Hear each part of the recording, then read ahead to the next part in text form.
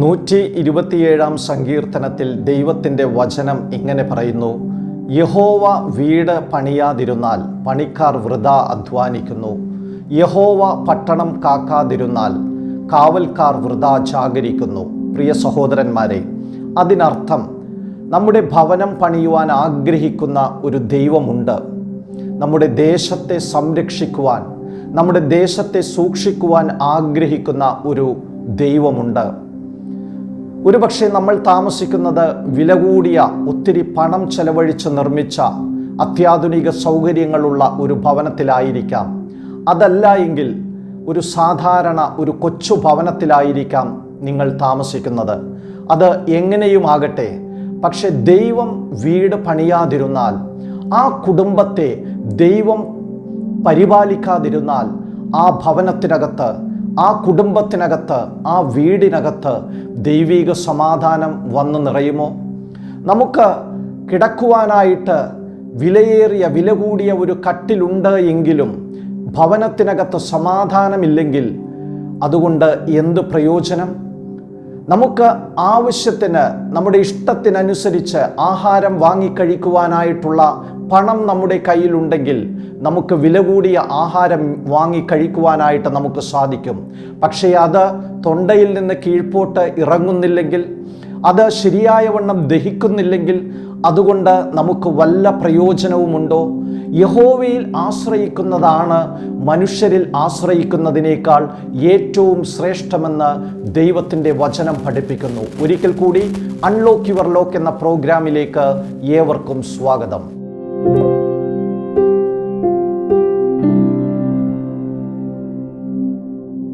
പ്രിയ ദൈവമക്കളെ, ഒരു ഭവനം അതൊരു കുടുംബമായി മാറുന്നത്, അത് സന്തോഷമുള്ള ഒരു ഭവനമായിട്ട് മാറുന്നത് ദൈവത്തിൻ്റെ സാന്നിധ്യം ആ ഭവനത്തിൽ നിലനിൽക്കുമ്പോഴാണ്. അതുകൊണ്ട് പ്രിയ സഹോദരന്മാരെ, നിങ്ങളുടെ ഭവനത്തെ, നിങ്ങളുടെ വീടിനെ, നിങ്ങളുടെ കുടുംബത്തെ പണിയുവാനായിട്ട് ദൈവത്തെ ഏൽപ്പിക്കുക.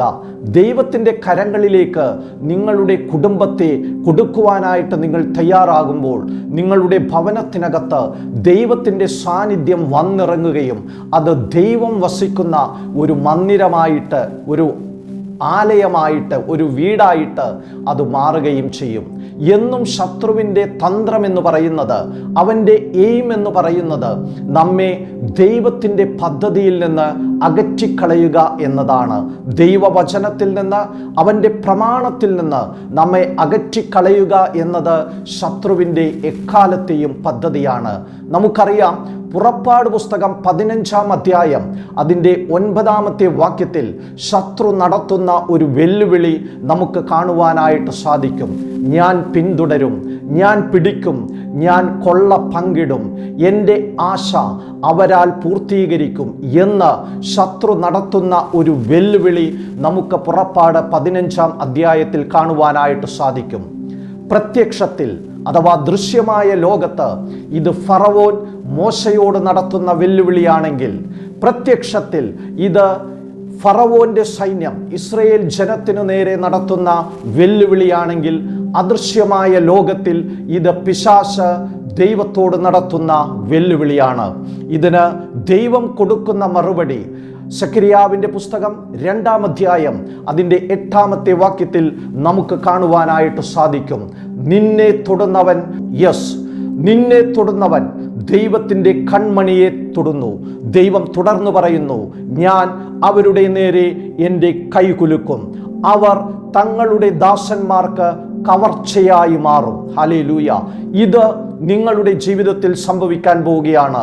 ഇന്ന് നിങ്ങൾ തിരിച്ചറിയുക, പിശാചിൻ്റെ പദ്ധതി എന്ന് പറയുന്നത് ദൈവത്തിൻ്റെ പദ്ധതിയിൽ നിന്ന് നിങ്ങളെ അകറ്റിക്കളയുകയാണെങ്കിൽ ദൈവം നിങ്ങളോട് പറയുന്നു, നിന്നെ തൊടുന്നവൻ ദൈവത്തിൻ്റെ കൺമണിയെ തന്നെ തൊടുന്നു. ഇതിൻ്റെ റിസൾട്ട് നമുക്ക് പിന്നത്തേതിൽ കാണുവാനായിട്ട് സാധിക്കും. ഈജിപ്തിലെ സകല ഫറവോന്മാരുടെയും മൃതശരീരം ഒരു മമ്മിയായിട്ട് പിരമിഡുകളിൽ കിടക്കുന്നു എങ്കിൽ ഒരു ഫറവോന്റെ മൃതദേഹം മാത്രം ഇന്നുവരെ കണ്ടെടുക്കുവാനായിട്ട് സാധിച്ചില്ല. ഏതാണ് ആ ഫറവോൻ?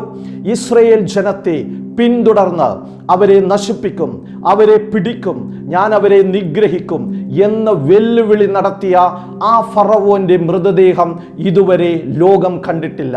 പുറപ്പാട് 15 5-ാം വാക്യത്തിലും 10-ാം വാക്യത്തിലും 12-ാം വാക്യത്തിലും നമുക്ക് കാണുവാനായിട്ട് സാധിക്കും. 3-ാമത്തെ ദിവസം ആ മൃതദേഹം എവിടെയെങ്കിലും പൊങ്ങി വരും എന്നത്, ആ മൃതദേഹം അടിഞ്ഞ് കരയ്ക്ക് കയറും എന്നത് പ്രകൃതിയുടെ ഒരു നിയമമാണെങ്കിൽ ഇന്നേ വരെ ഫറവോന്റെയോ അവൻ്റെ സൈന്യത്തിൻ്റെയോ മൃതദേഹം കണ്ടെടുക്കുവാനായിട്ട് സാധിച്ചില്ല. കല്ല് താന്നു പോകുന്നത് പോലെ അത് താന്നുപോയി, ഈയം താന്നു പോകുന്നത് പോലെ അത് ഒരിക്കലും പൊങ്ങി വരാത്ത വിധത്തിൽ താണുപോയി.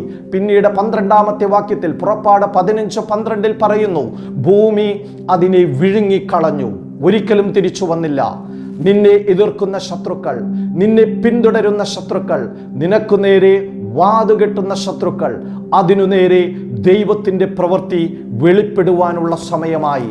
അതുകൊണ്ട് പ്രിയ സഹോദര, പ്രിയ സഹോദരി, നീ ഭാരപ്പെടണ്ട, നീ പ്രയാസപ്പെടണ്ട. നീ ദൈവ മുഖത്തേക്ക് നോക്ക്.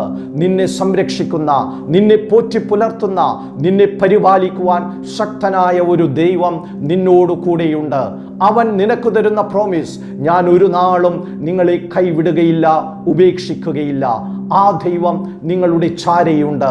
നിന്നെ പുലർത്തുവാനായിട്ട്, ലക്ഷ്യം വരെ നിന്നെ എത്തിക്കുവാനായിട്ട്, ആ പരമവിളിയുടെ ലാക്കിലേക്ക് നീ എത്തും വരെ നിന്നെ സംരക്ഷിക്കുവാനായിട്ട് നിന്റെ ചാരയെ നിന്റെ ദൈവമുണ്ട്. അതുകൊണ്ട് നീ ഭയപ്പെടേണ്ട, പ്രയാസപ്പെടേണ്ട, ഭ്രമിച്ചു നോക്കേണ്ട. ആ ദൈവത്തിൽ തന്നെ ആശ്രയിച്ചുകൊണ്ട് മുന്നോട്ടേക്ക്, ആ പരമവിളിയുടെ ലാക്കിലേക്ക് നീ ധൈര്യത്തോടെ ഓടുക. ദൈവം നിന്നെ പുലർത്തുവാൻ വിശ്വസ്തനായ ദൈവമാണ്.